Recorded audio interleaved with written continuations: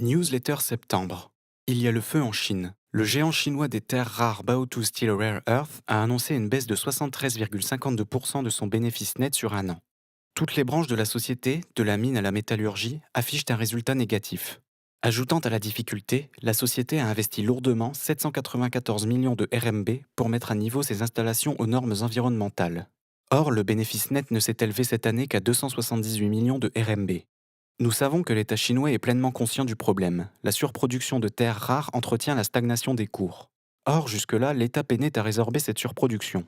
L'annonce des résultats de Baotou a peut-être agi comme un nouvel électrochoc pour l'État chinois. Ainsi, Pékin a décidé en août d'accélérer la réforme du marché.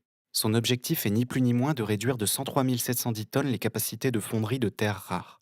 Pour faire simple, l'État veut fermer un quart des capacités de fonderie du pays. Le ministère de l'Industrie chinois, MIIT, a d'ailleurs été clair. Si les fonderies ne réduisent pas leur capacité d'ici la fin de l'année, il imposera une baisse de 10% des quotas de production.